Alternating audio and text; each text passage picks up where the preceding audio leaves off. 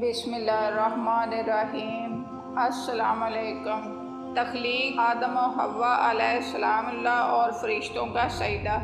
اللہ تعالیٰ نے حضرت آدم علیہ السلام کی تخلیق کی وضاحت کرتے ہوئے ارشاد فرماتا ہے، عیسیٰ کا حال اللہ کے نزدیک آدم کا سا ہے کہ اس نے پہلے مٹی سے ان کا قالب بنایا، پھر فرمایا کہ انسان ہو جا تو وہ انسان ہو گئے۔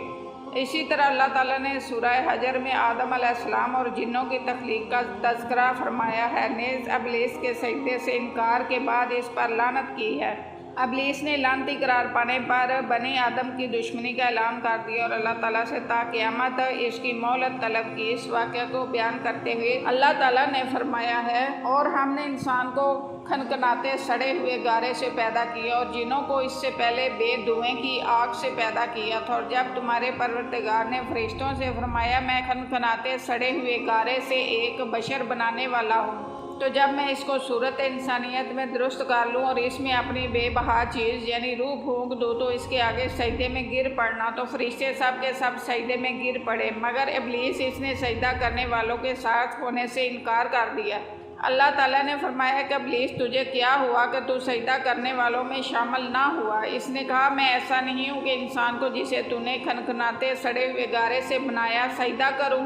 اللہ تعالیٰ نے فرمایا یہاں سے نکل جا، تو مردود ہے اور تجھ پر قیامت کے دن تک لعنت برسے گی۔ اس نے کہا کہ پروردگار مجھے اس دن تک مہلت دے جب لوگ مرنے کے بعد زندہ کیے جائیں گے۔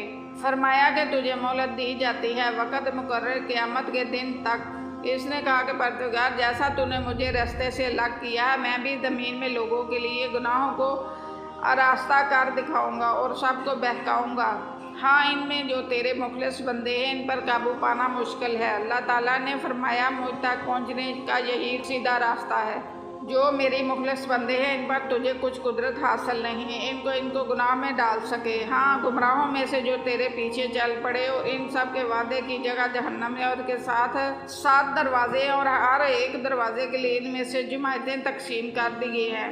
مزید ارشاد باری تعالیٰ ہے، جب تمہارے پروردگار نے فرشتوں سے کہا کہ مٹی سے انسان بنانے والا ہوں، جب اس کو درست کر لوں اور اس میں اپنی روح پھونک دوں تو اس کے آگے سجدے میں گر پڑنا، تو تمام فرشتوں نے سجدہ کیا مگر شیطان اکڑ بیٹھا اور کافروں میں ہو گیا۔ اللہ تعالیٰ نے فرمایا اے ابلیس، جس شخص کو میں اپنے ہاتھوں سے بنایا اس کے آگے سجدہ کرنے سے تجھے کس چیز نے منع کیا؟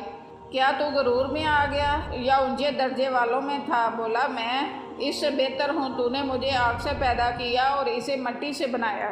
حضرت ابو موسیٰ اشعری رضی اللہ عنہ سے روایت ہے کہ نبی کریم صلی اللہ علیہ وسلم نے فرمایا اللہ تعالیٰ نے آدم علیہ السلام کو تمام زمین سے جمع کی گئی مٹھی بھر خاک سے پیدا فرمایا۔ آدم علیہ السلام کی اولاد بھی اسی طرح کی مٹی کے مطابق پیدا ہوئی، ان میں سفید فام بھی ہے، سرخ بھی ہیں اور سیاہ فام بھی، اور ان کے درمیانی رنگوں کے بھی ہیں۔ اسی طرح نیک اور بد، نرم خو اور سخت طبیعت اور درمیانی تربیت والے۔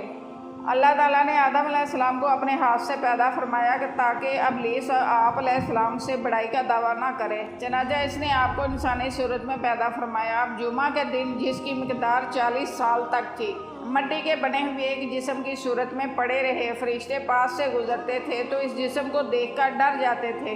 ابلیس سب سے زیادہ خوف زدہ تھا، وہ گزرتے وقت اسے ضرب لگاتا تو جسم سے اس طرح آواز آتی جس طرح مٹی کے بنے ہوئے برتن سے کوئی چیز ٹکرائے تو آواز آتی ہے۔ اس لیے جب وہ کہتا تھا ٹھیکری کی طرح بجنے والی مٹی سے، تو کہتا تجھے کس خاص مقصد سے پیدا کیا گیا؟ وہ اس خاکی بدن میں منہ کی طرف سے داخل ہوا اور دوسری طرف سے نکل گیا، اور اس نے فرشتوں سے کہا اس سے مت ڈرو، تمہارا رب صمد ہے لیکن یہ تو کھوکھلا ہے، اگر مجھے اس پر قابو دیا گیا تو میں اسے ضرور تباہ کر دوں گا۔ جب وہ وقت آیا جب اللہ تعالیٰ نے اس جسم میں روح ڈالنے کا ارادہ فرمایا تو فرشتوں نے ارشاد فرمایا جب میں اس میں روح ڈال دوں تو اسے سجدہ کرنا۔ جب روح ڈال دی گئی تو وہ سر کی طرف سے داخل ہوئی، تبھی آدم علیہ السلام کو چھینک آ گئی۔ فرشتوں نے کہا کہ یہ الحمدللہ، سب تعریفیں اللہ کے لیے ہے۔ انہوں نے فرمایا الحمدللہ۔ اللہ نے فرمایا ارحمک ربک، تیرے رب نے تجھ پر رحمت فرمائی ہے۔ جب روح آنکھوں میں داخل ہوئی تو آپ علیہ السلام کو جنت کے پھل نظر آئے۔ جب روح پیٹ میں داخل ہوئی تو آپ کو کھانے کی خواہش پیدا ہوئی، آپ جلدی سے جنت کے پھلوں کی طرف لپکے، جبکہ روح ابھی آپ کی ٹانگوں میں داخل نہیں ہوئی تھی۔ اسی لیے اللہ تعالیٰ نے فرمایا ہے انسان تو جلد بازی کا بنا ہوا ہے، یعنی جلد بازی اس کی فطرت میں شامل ہے۔ حضرت ابو ہریرہ رضی اللہ عنہ سے روایت ہے کہ نبی کریم صلی اللہ علیہ وسلم نے فرمایا اللہ تعالیٰ نے آدم علیہ السلام کو پیدا کیا تو ان کا قد 60 ہاتھ تھا۔ پھر فرمایا جا کر ان فرشتوں کی جماعت کو سلام کہیے اور سنیے کہ وہ کیا جواب دیتے ہیں، تیرا اور تیری اولاد کا یہی سلام کا طریقہ ہوگا۔ آدم علیہ السلام نے کہا السلام علیکم، فرشتوں نے کہا السلام علیکہ ورحمۃ اللہ، یعنی جواب میں رحمت اللہ کا اضافہ ہو گیا۔ جنت میں جو بھی داخل ہوگا وہ آدم علیہ السلام کی صورت پر یعنی 60 ہاتھ قد کا ہوگا۔ اس کے بعد اب تک مخلوق کے قد کاٹ میں کمی ہوتی آئی ہے۔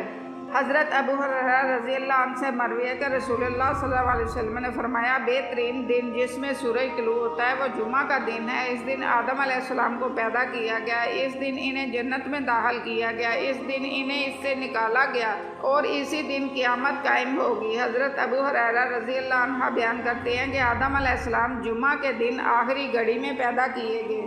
یہ 4 اندازے سے عزت افزائی ہے، اپنے دست مبارک سے پیدا کرنا، اپنی روح ڈالنا، فرشتوں کو حکم دینا کہ انہیں سجدہ کریں اور چیزوں کے ناموں کی تعلیم دینا۔ یہی وجہ ہے کہ جب حضرت آدم علیہ السلام موسیٰ علیہ السلام نے ملائے اعلیٰ میں ایک دوسرے سے ملاقات کی اور آپس میں بات چیت کی تو موسیٰ علیہ السلام نے فرمایا تھا آپ آدم ہیں جنہیں اللہ نے اپنے ہاتھ سے پیدا کی اور آپ کے اندر اپنی روح ڈالی، آپ کو اپنے فرشتوں سے سجدہ کروایا اور آپ کو ہر چیز کے نام سکھائے۔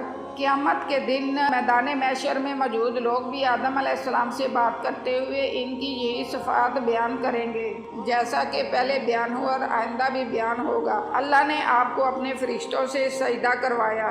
جب اللہ تعالیٰ نے فرشتوں کو حکم دیا کہ وہ آدم علیہ السلام کو سجدہ کریں تو انہوں نے اللہ کے حکم کی تعمیل کی۔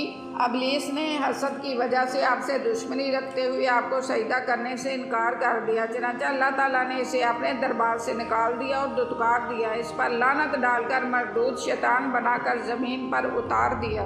جزاک اللہ۔